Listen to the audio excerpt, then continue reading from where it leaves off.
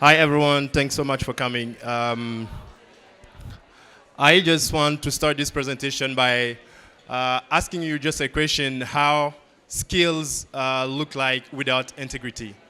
And the question is just not answerable because whatever we get educated or uh, having a lot of skills, if we don't have sincerely enough integrity and honesty to work with it, the impact will be really very slow. Growing up in Mali, one of the poorest countries in Africa and in the world, of course, and rural area, I faced a lot of challenges going to school. And back now, to be able to have scholarships and studying at Stanford University or being selected as the inaugural Obama Fellow was one of the biggest realization for me.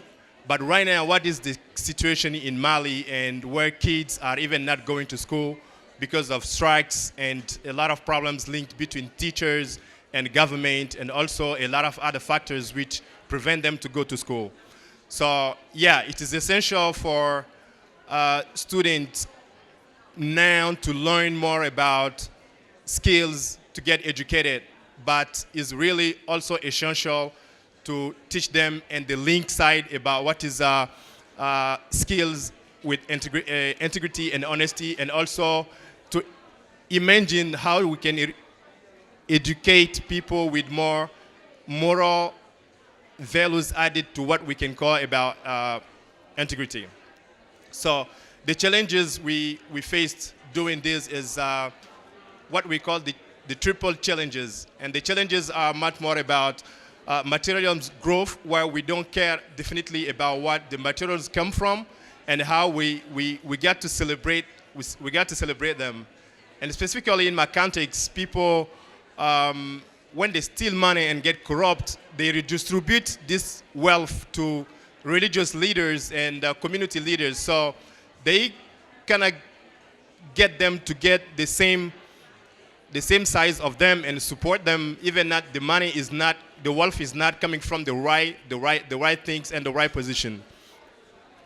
The second challenge we face in such kind of situation is when we have people who don't trust really the system because they find themselves in a context where the wealth is not well shared, and also the understanding that the government and whatever happening is a corrupt system, they don't trust the system. And one of the most illustrations of that is the past elections in Mali, which has happened just a couple of months ago in 2018. About 18 million of people, we just got the president elected by less than 2 million votes. So this can tell you figures how people don't trust the system and they don't participate and they really don't get engaged about what is education or whatever system we try to do. The second triple, the last challenge, I mentioned it here, is the trained settlers about rather than put public servants in front of the earnings and the most valuable things. So the idea is how we can get not trained setters, but officials, government officials and teachers to get their status back and to make them work and work with the integrity and honesty to make their work valuable so we can have the most impact in the field.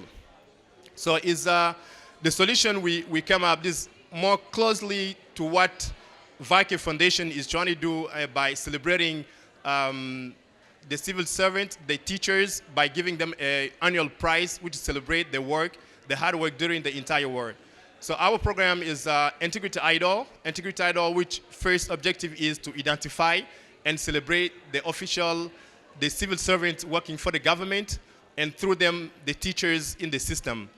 And how we do this, the program started in 2014 and now spreading all around different parts in the world, like happening in Nepal, Pakistan, Niger, Nigeria, South Africa.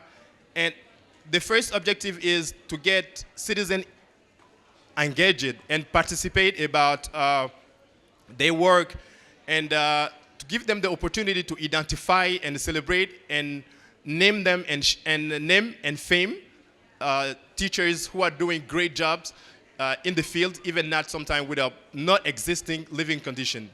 Sometimes we meet teachers deep inside the country without running water, without light, but they just be sure kids are going to school. They take things like, you understand, they really don't expect not recognition for nobody, not any specific recognition or media or whatever. They just realize they are from these communities or they are from this country, and they understand the importance of kids for going to school. So they be sure even not taking care about how much they are paid or how much they are not paid. So one of the other objectives of the program is how we arrive to inspire the younger generation. Because when you don't have role models in the system, it will be very headache for you to say, I want to be this person. And teacher status in my country right now, in Mali, is not something kids or the next generation want to identify through them. Even if they're working hard and they're making things go through the best way they can. So inspiring the younger generation is one of the main and the main objective we want to realize through this project, Integrity Idol. And also is about how we can shift the conversation by role modeling, like identifying them among thousands of other people, the ones who are really understanding and use their own and individual responsibility by managing public stuff. In Mali now, public education is one of the poorest in the continent. And I'm here, and also since months now, kids are not just going to school because the teachers' unions and fighting against the government to get other statuses, which is different about what they have right now, according to other civil servants in the country. And we try to build a network of these good doers in the system. And the Integrity Idol, at the end of every single year, we identify the ones who are doing well, but from nominations from people, from citizens from all around the country. And then we narrow down to the top 5, we film them, we put them on TV, and people can vote for their favorite. And then we realize, because we send camera and TV stations to the places these teachers and other civil servants are working, so people can see and realize their working condition and realize the way they are working. And we can ask them questions why they have decided to live in this area without no electricity, without no running water, without AC, without any living condition. You can say, this is why I'm going to work in this area. So they speak directly about their experience. So they come like from bottom of the society as they're considered. We take them to the highest level to make them rock stars. And they are on TV all around, national TV, on satellite, and we organize an annual gala. This one of the gala we celebrated on December 9th, which is the International Day Against Corruption. So we celebrate them. They meet the officials of the government, the ambassadors, and international NGOs to make them feel really proud and to recognize their merit and the work they're doing every day to support education and students. And the next generation modeling mind, this is one of the most important things, because for now is pretty easier and to realize what could be the damage of not let kids going to school or having better education. So now we realize we may have professors or teachers from the highest school, from the biggest schools ever around the world with the highest degrees, but if they're really not aware about their responsibility and understanding the importance of education in a country like Mali, things will never move forward. So to bring students and the next generation to realize what is the importance of education, and also to have skills accompanying with values, moral values, is the key to have impact on what they're trying to do or what they want to change in their communities. The practical pedagogical tool we try also to develop, and the next level is behind the network we want to create through these good doers of the system, is also create like integrity schools where we trying to get programs done with different institutions of the country, like judges sector, to get them realize how is important to implement accountability and also integrity on what they do, because they may have as I say, they may have the highest degrees. If they're not moral value oriented, they will not be doing really something important in their life. So integrity idol is what is all about that, and I think the time is here. So I'm open for your questions, for understanding, and else. Thanks.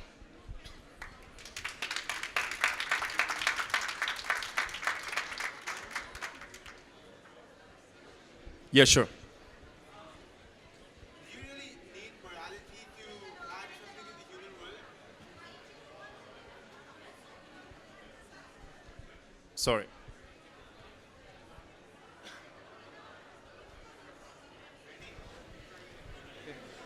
Do you really need to have a moral compass, a moral sense to be beneficial to the human society?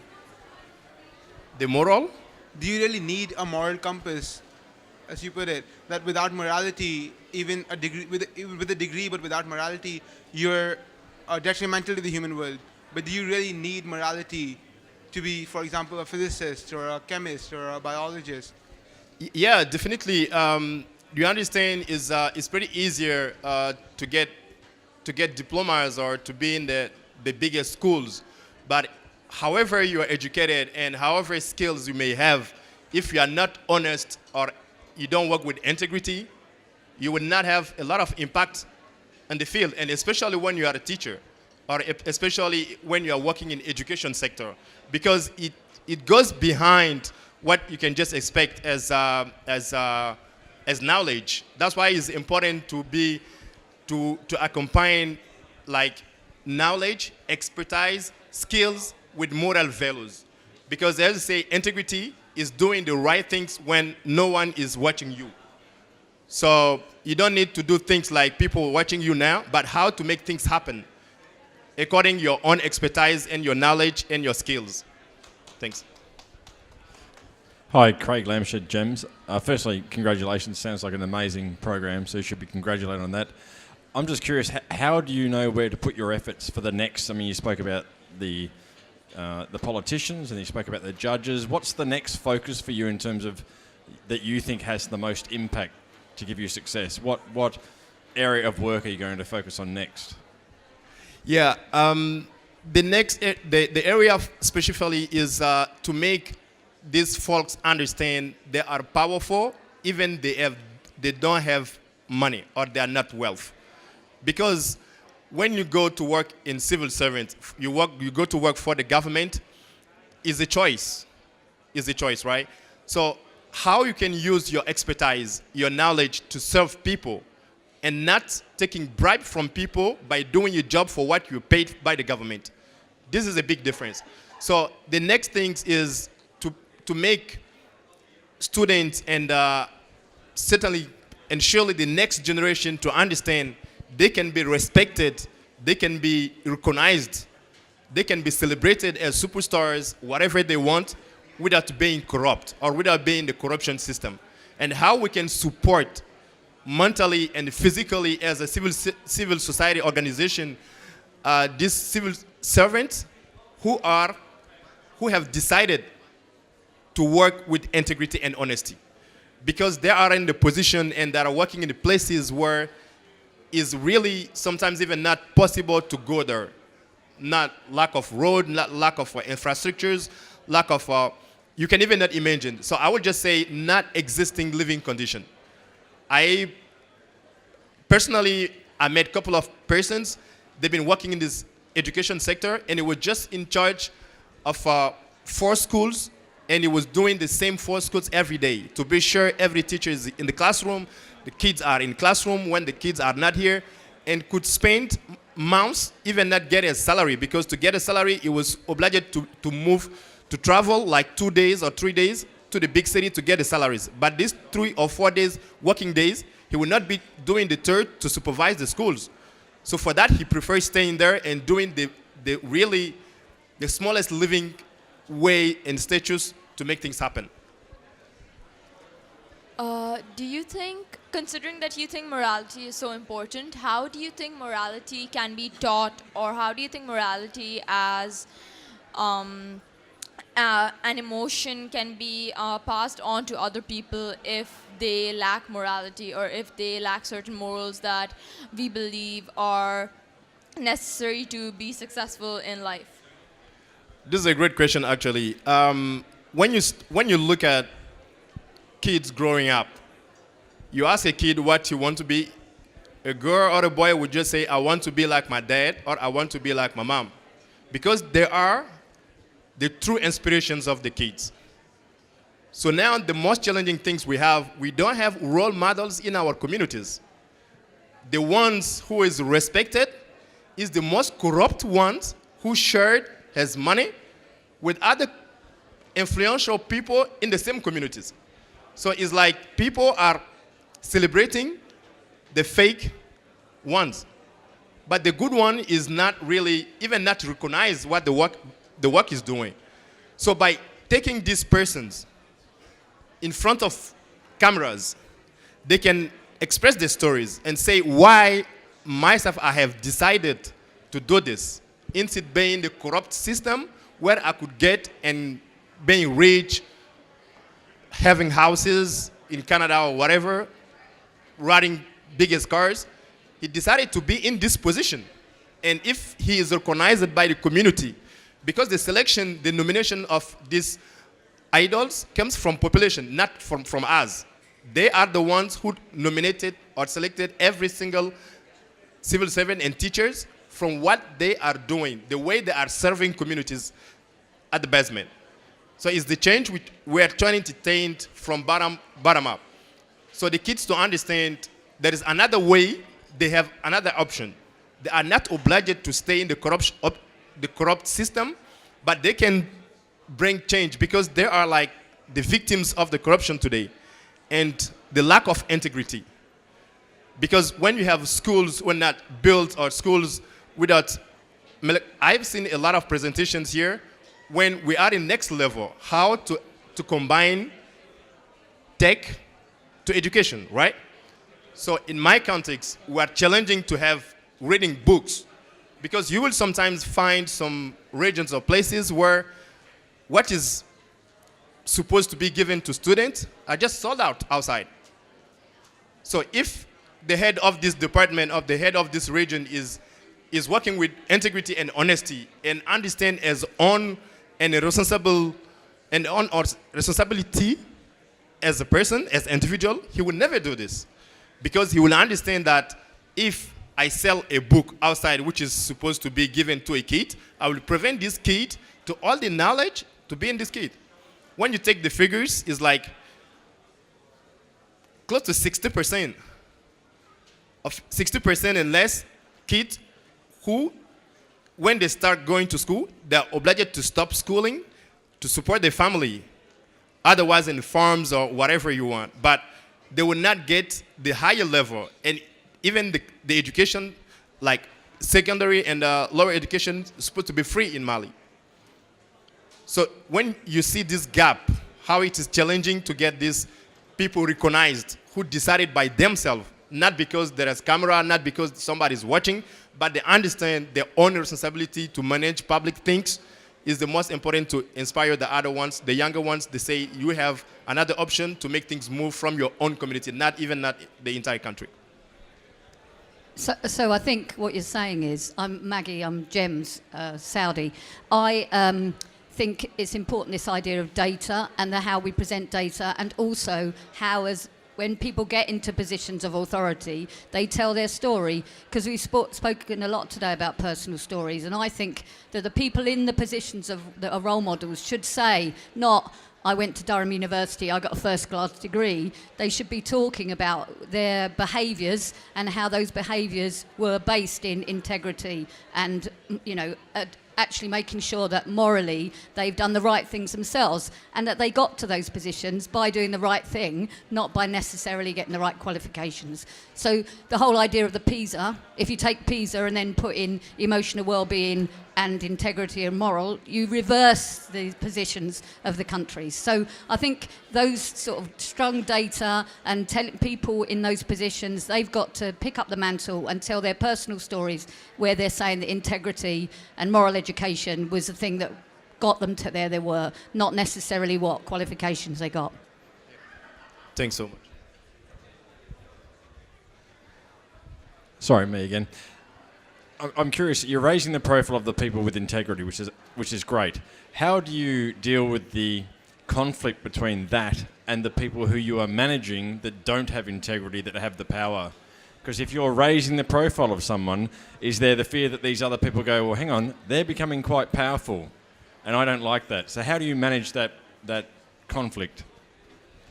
Yeah, this is actually a great question, because when we have volunteers through all around the country, right? And sometimes we even get very aggressive, like from people who we even not talk to them. Like, you are corrupt, we don't talk to you. You're not our problem. We even not like say you're doing good, you're not doing good. It's a very positive conversation. And the conversation is making people the center of their own decision. And through young people, the next generation, I just mentioned it, I can say I'm the luckiest one because I'm even not from Bamako. And imagine I tell them it's possible because I understand. And now, you know, when they say it's possible, it can make things change. And I'm living in Bamako.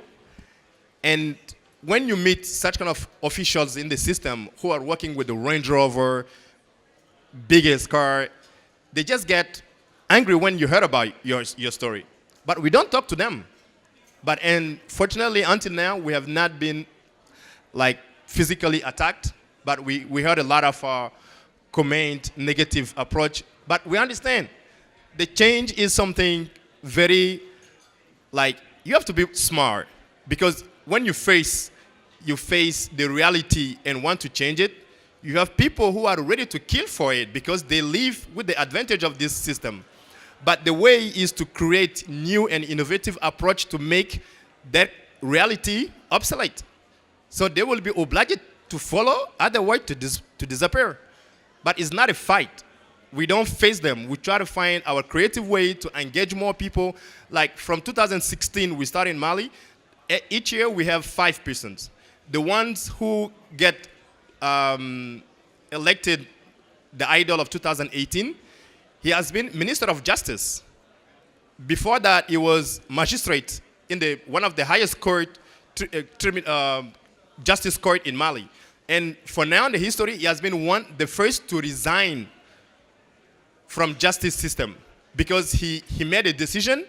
He received calls from his bosses like, you have to change this because the person you say is one of our friends. He said, I cannot do this. They say, you have to do it because he said no, and he resigned. And the entire country is aware about that. So such kind of person, we need to encourage him to say, you are not alone in this fight. Because he resigned in Mali is like, oh, what will be my next position? How will I get a salary or get paid? So this is a huge challenge. So when they have such kind of network around them, they understand when I do something today, for sure it will be done, and the right decision will be taken. So yes.